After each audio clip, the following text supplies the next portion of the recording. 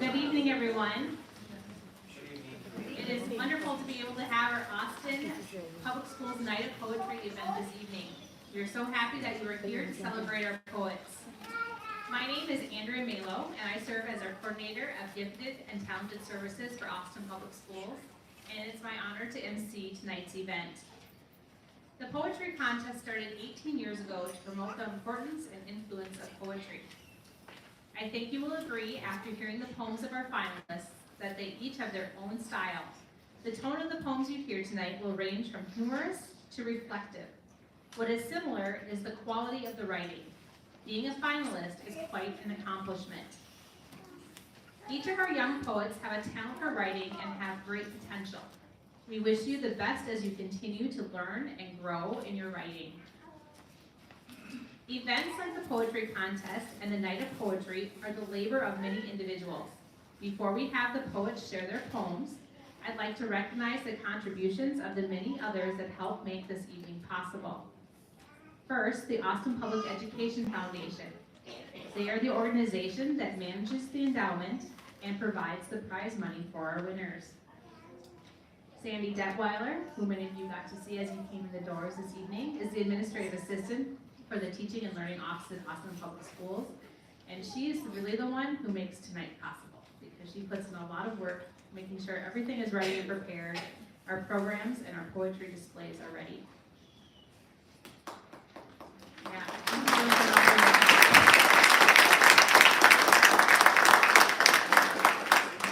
I'd like to thank Amanda Barber and Cindy Beanie from the Hormel Home for their hospitality in hosting this event, the Austin High School Language Arts Department for judging the poems, and for Becky Carlson, a representative of the Friends of the Public Library, who co-sponsors this event tonight.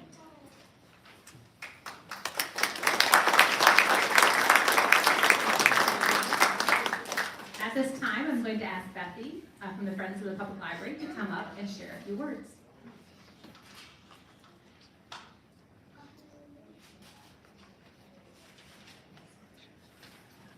Good evening, everybody. We are responsible for providing the books for all of the finalists. And this year we selected for the kindergarten through fourth graders, Zealot and Other Important Rhymes. So each finalist will get a copy. And then for the I.J. Fulton and Ellis kids, they're going to get Rhyme Schemer, which is a poem as well as a rhyme poem. And then for the high schoolers, they're going to get The Wonder of Small Things, Poems of Peace and Renewal.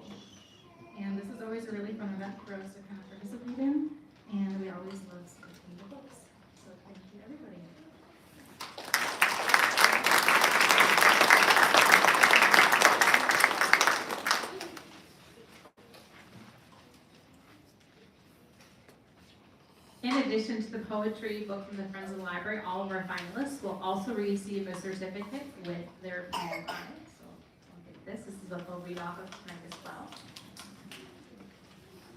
All 24 students will also get a sheet of paper today that will invite them to read their poem aloud at the Austin Artworks Festival in August. Details are on that sheet of paper if they're interested in that opportunity. Now, while we're all really here to hear from our young poets, I'm going to call up the students by their school, and I will have them read their poems in alphabetical order by their last names.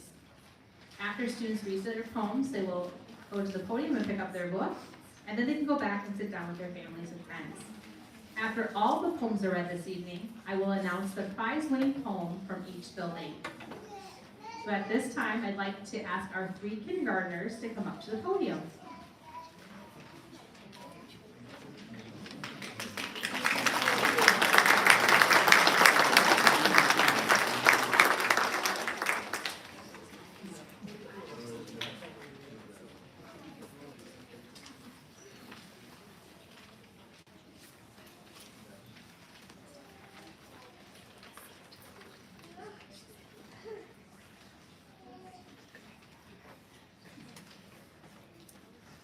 Our first poet this evening is Abigail Carlton, and she'll be reading Princesses.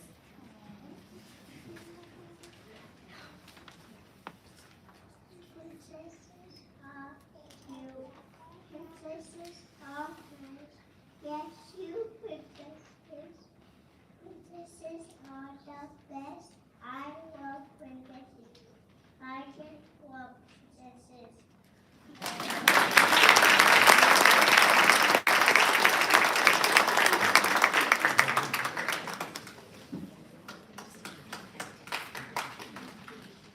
Our next poet is Anne-Marie Linney. Apples all falling. Apples all falling in the fall. Apples fall down. I pick the apples.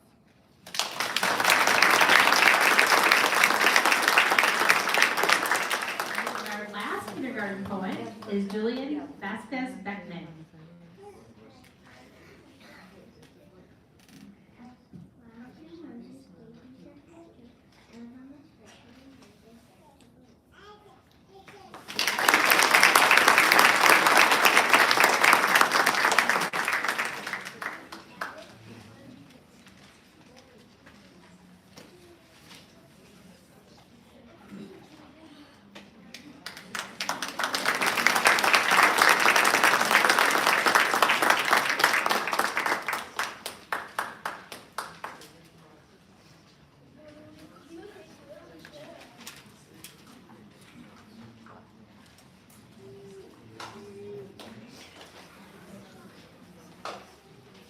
All right, now our poets from Banfield Elementary.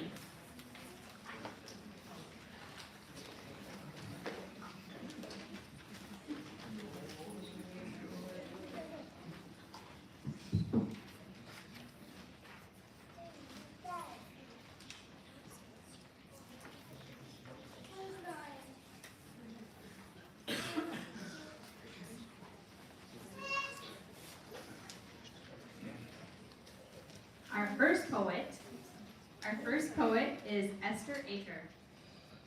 Kindness is a work of art, coming straight from the heart. Kindness is showing one another that you care about each other.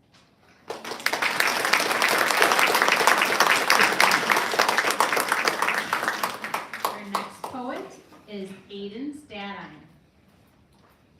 God made a farmer, God made a human work of him with his livestock. God made a farmer to grow corn and beans. God made a farmer to plant a field with his 50-20. God made a farmer to help his family and his country. God made my great-grandfather on the side of the earth.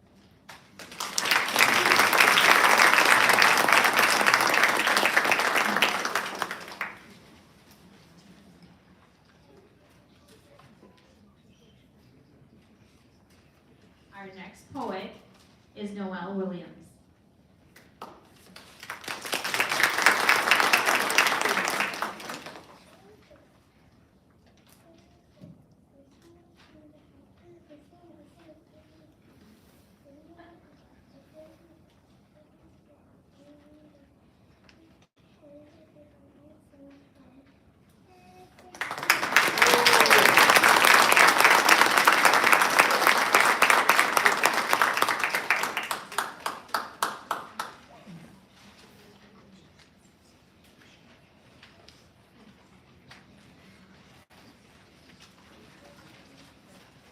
Next are poets from Nevlin Elementary School.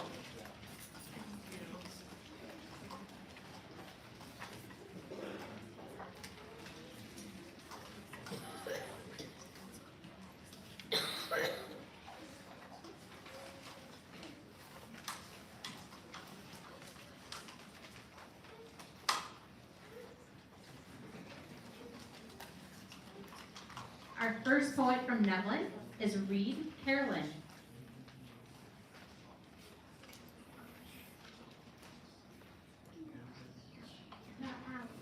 Now was no blessed sun, no blessed air so beautiful, with her castle so sweet, a sound in him.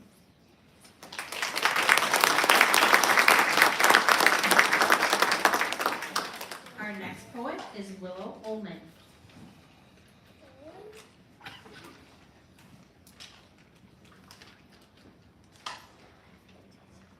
The leaves. As I sit at my porch, I listen to the leaves rustling. I walk quite slow as I pick some flowers up. As I pick a flower once more, I turn to a leaf that's darkly colored red and think, fall is coming soon. As I gaze at all the other leaves falling like fluttering feathers, my eyes are tracked on a small bird coming near. I put out my finger as the tiny sparrow lands on my knuckle of my finger. I pet the sparrow softly as it chirps with delight. I calm my body and inhale. I look down and pet the small bird once more, then let the bird go. My hair blows with the small breeze blowing the leaves.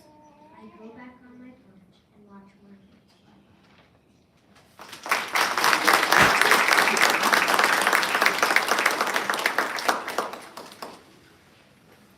Our last poet from Nevlin Elementary is Janessa Pitchford.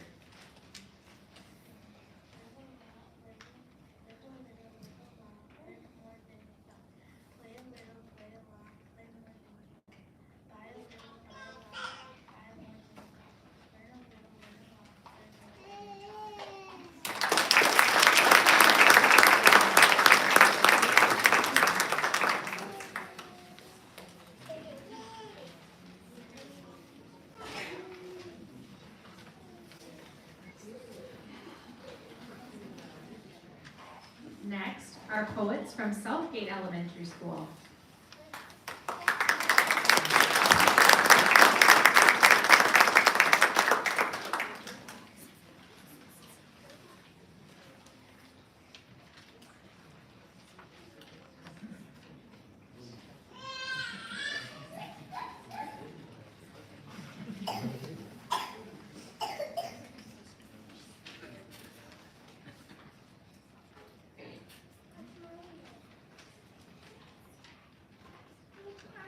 Our first poet is Valeria Bojada Ahumada. School is really fun. You learn math, music, and social studies too. First you have English, and then you learn poetry. If art you control, then it's time for math. It's time to clean the classroom. You've made the bellies. Now it's time to go. I know I am really sad. I don't want to go. School is really fun.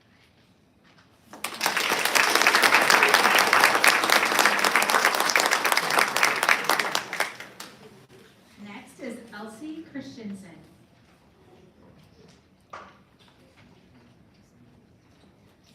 To the turtle. Your green patterned shell matches your pretty eyes.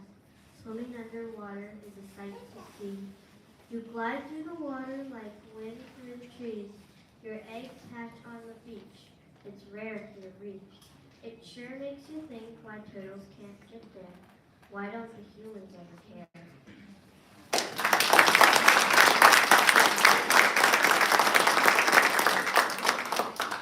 And our last poet from Southgate is Addison Claymore.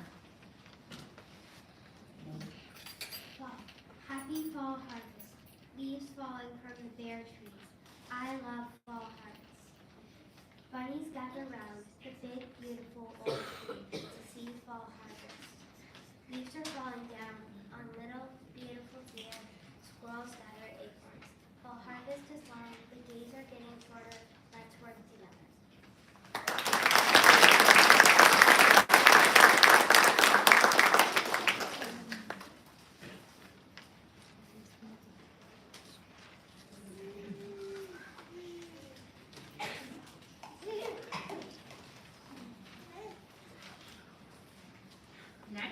from our poets from Sumner Elementary School.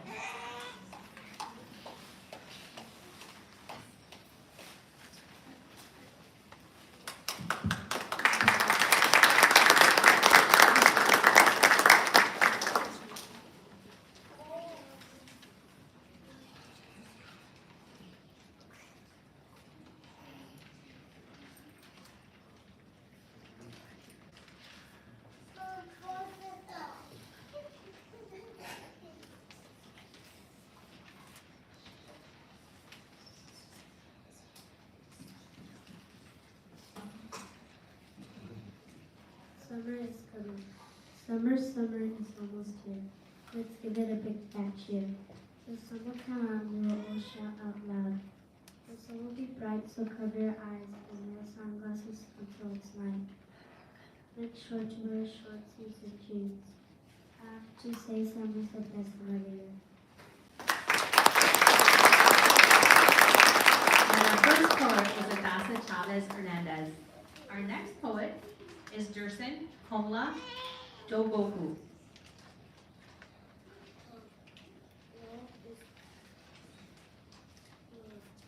Love is always with you. When we're not together, when we love each other, I will be there.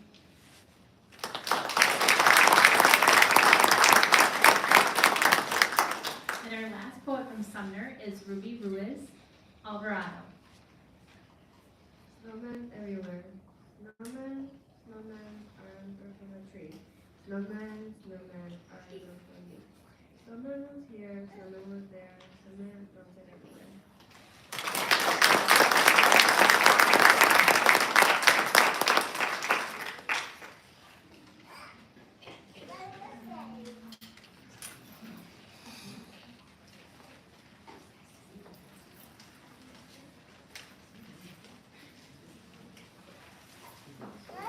Now we're moving into our intermediate school, I.J. Holton.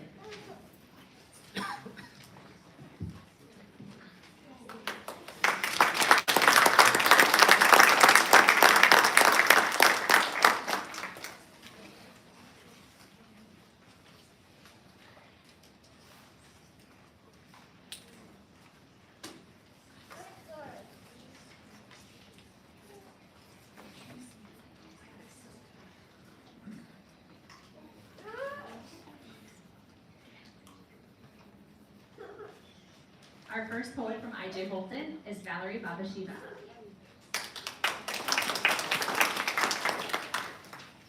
One sunny morning, when the sun was out and smiling down at the world, a cool breeze brushed my face. My hair flew like a horse running wild. The trees swayed in the wind as elegantly as ballerinas.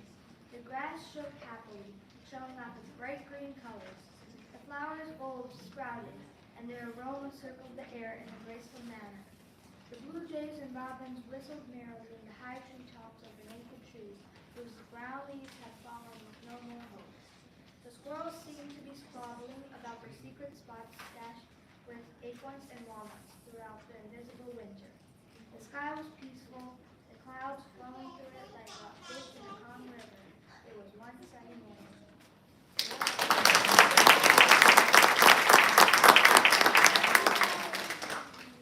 Next is Isla Raffleson. The rainbow dust meets a scientist is a big discovery.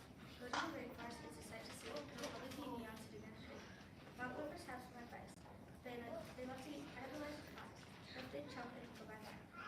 If you give their habitat just right, they will have a higher chance to survive. Still, they can be fun to own. They can be your best friend inside your home.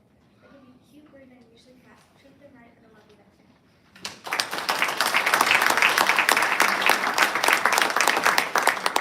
And Caitlin Vasquez Beckman. The moon soaring over the stars is looking at me from afar and wondering where you are. I'll be trapped in a cage without you. I'll be standing here all alone, no place to call home. The memory of your eyes stands still in my mind and sets me free.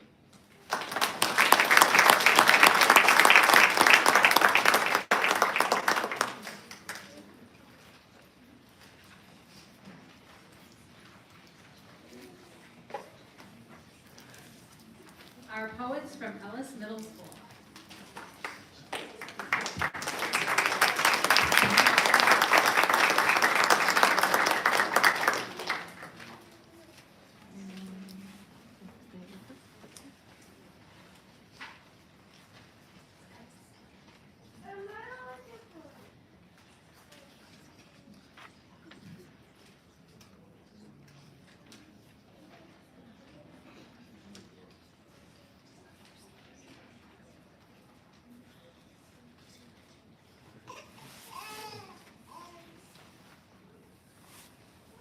Our first poet is McKenna Barron. I was different. She was a butterfly and I was a moth. We were not the same. They called her beautiful, loving, and social. They called me ugly, rude, and disconnected. She lived for the day, when the sun shined down on her, making the patterns on her wings the prettiest in their eyes.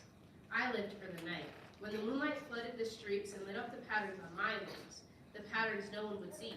Because if I went out when the sun shined down on the beautiful green grass, I would be killed. I would be a victim of their attacks because I wasn't like her. Because my patterns didn't glow in the sun like hers did.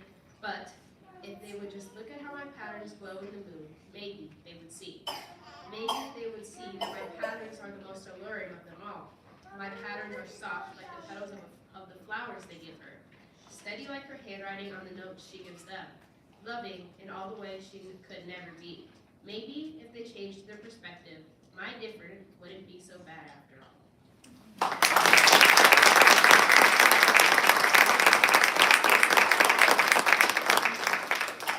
Next, we have Aditya Verma. The sensational sea of seasons comes to my mind whenever somebody reasons which of the four is the most inclined, that gives people wheezes and keeps people confined, and forces them to kill time.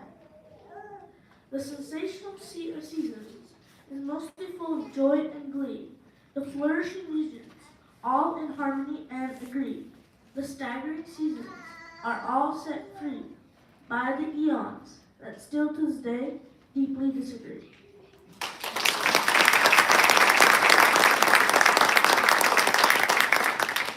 And Samuel Wardner. Why won't they listen to be unheard and set aside, alone and no one to hold me? Why must we fight for friendship? Why can't it come naturally? To struggle without anyone seeing you struggling. To be your anchor but to not have one myself. I wish I had a shoulder to cry on, or a pillow to lay on. I wish I had a me. I put a smile and a happy facade. My eyes dry, my knees breaking, my body aching. I carry you, but I have no one to do the same, an unbearable pain. I wish I had a me, someone carefree to talk to, or just to be with. Someone to help carry my burdens, my fear, to help calm my sadness. A person to settle my storm, a light in the void. I wish I had a me. I wish I had a happy puppy, someone to love me unconditionally. But I have a you, someone who listens when I feel sad and cheers me up when I'm down. No, you're not perfect, but you have a good heart. You might not be the kindest, but you're kind to me. You can tell when it isn't real and when my eyes are dry. A boost to my confidence and a jump start to my day. I have a you, and you make life okay.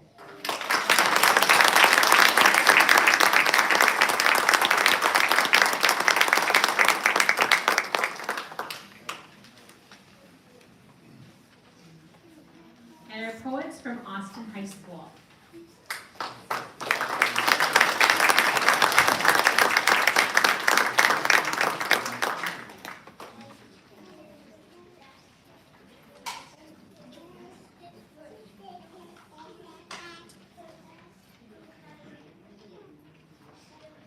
Our first poet from Austin High School is Nevaeh Corwin. Your place in my heart. Please wait for me when we bike our trails, when we fish away, telling our dreams and tales. Please wait for me when I don't understand, but I know you're patient with your helping hands. Please wait for me when we play our games, and we both know I'll cheat someday. Please wait for me when we take our walks down memory lane with all our thoughts. Please wait for me when we state our opinions, when we debate our rights, no mannerism. Please wait for me when I'm learning to drive your big old Chevy, which is soon die. Please wait for me when you walk me down the aisle, when we dance together with our delicate smiles. Please wait for me when you become ill, and you can no longer tell your dreams and tales. Please wait for me when you take your last breath, because I'd like to hug you and for you to hug you back. Please wait for your little girl when you walk up to heaven, so I can hold your hand while we smile together. I'll wait for you with the patience you've given me, so you can open up the gates for paradise awaits me.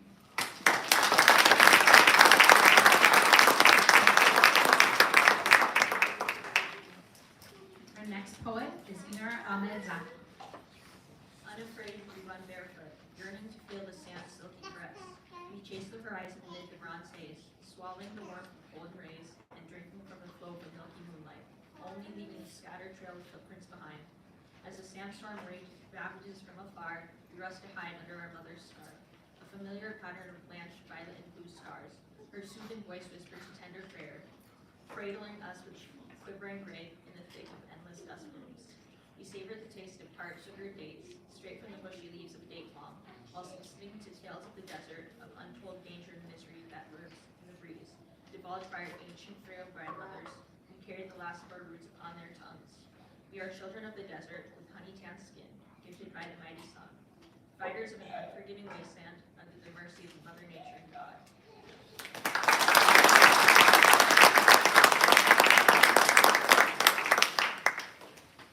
And our last poet this evening is Narwasaki.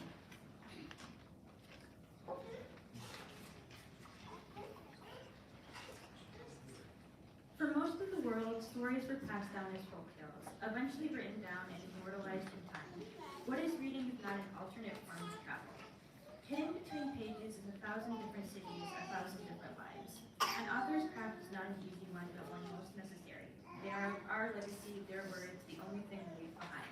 And once the dust settles and the skies clear, people will look back and know that we were here. Because as silly as it seems, I like to believe that those old bookstores, their shelves lined with dust, will stand throughout time, through storms and wars alike. A fossilized version of our greatest triumphs and heartbreaks, our dreams and the things we are most scared of. While spines break under the weight of our stories and ink seeps from the pages and onto skin, stories will continue to be told and read, and always, always remembered. What is history if not a palimpsest? Stories upon stories upon stories. Sometimes I think I can hear the writer's voice. Through their words, a whisper, barely audible, it's screaming, I was here, I was here, I was here. What are stories if not a plea to be remembered? And so I pick up another book, read each line, and pretend I'm not holding the weight of the world in my hands.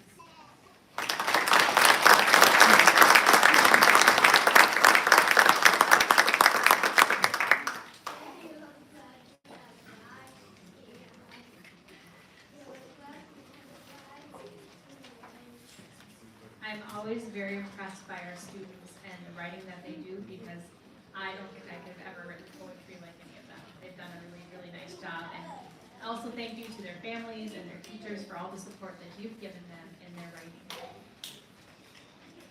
All of our poets should feel very proud of their work, and can we congratulate them all one more time.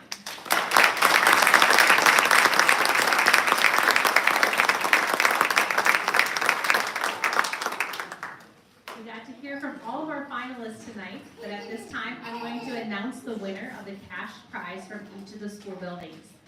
If your name is announced, please come to the podium to receive your check, and then remain here until all buildings are announced.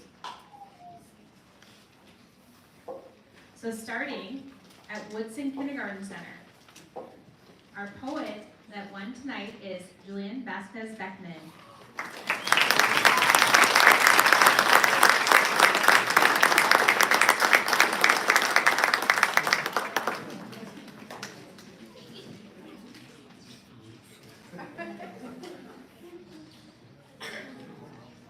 Future poet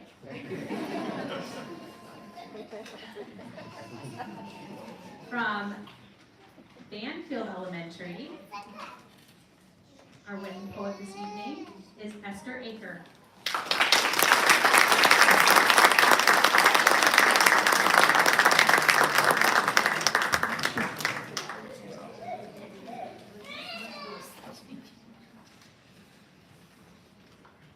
From Nevlin Elementary, Janessa Pitchford.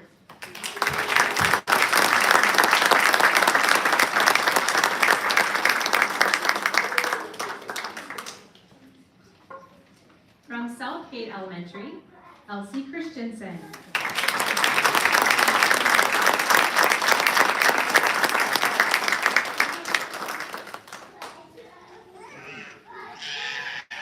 From Sumner Elementary, Ruby Ruiz Alvarado.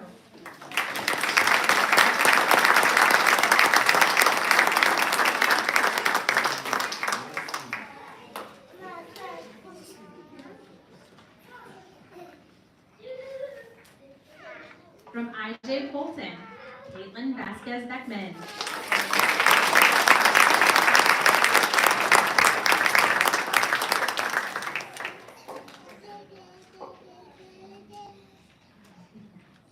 Ellis Middle School, Aditya Verma.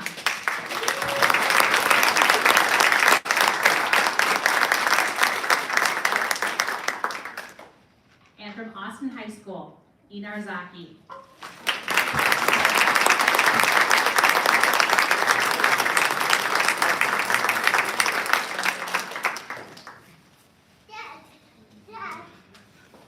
Congratulations to all of our building winners, and congratulations to all of our